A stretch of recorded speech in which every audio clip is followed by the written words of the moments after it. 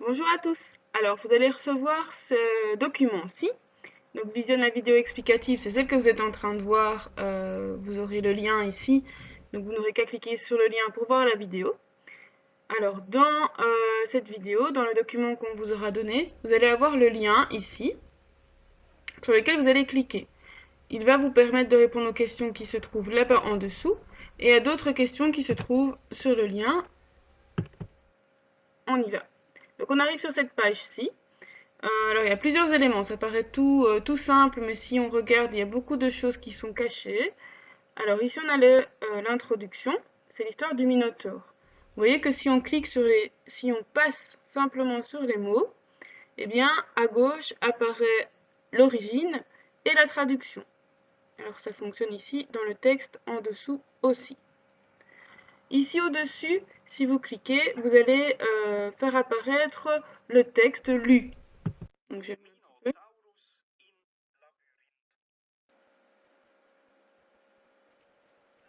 Donc, il lit le texte qui... Vous pouvez écouter un peu de latin. Euh, il y a plusieurs choses à faire. Donc, d'abord, vous pouvez lire le texte, essayer de le traduire. Donc, vous voyez qu'à chaque fois, on a les explications dans la colonne de gauche. À partir de là, vous avez des petits numéros à côté de chaque phrase. Chaque numéro va vous renvoyer à des questions qui sont ici. Donc, par exemple, quel est le sujet de cette phrase? Est-ce que c'est atenienses ou septemiuenes? Donc, vous répondez et vous allez pouvoir être corrigé en direct.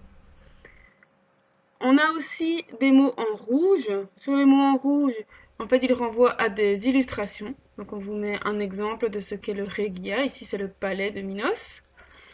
Il y a aussi une petite vidéo complémentaire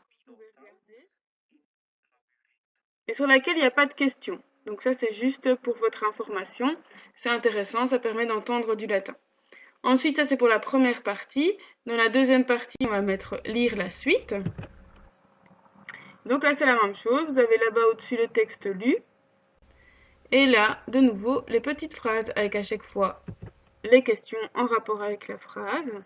Donc ça se corrige automatiquement. Et ici, de nouveau, une illustration. Donc voilà, je vous ai montré tout ce que vous pouvez faire avec ce texte. Vous revenez en arrière, vous revenez dans la page 1. Et donc si on revient à notre questionnaire, donc tout ce que vous faites là en ligne, donc là on n'aura pas de vue dessus, c'est vous qui le faites, vous le faites en autonomie. Et le devoir que vous nous rendrez, c'est ceci. Donc là il y a des questions qui se rapportent au texte latin que je vous ai montré.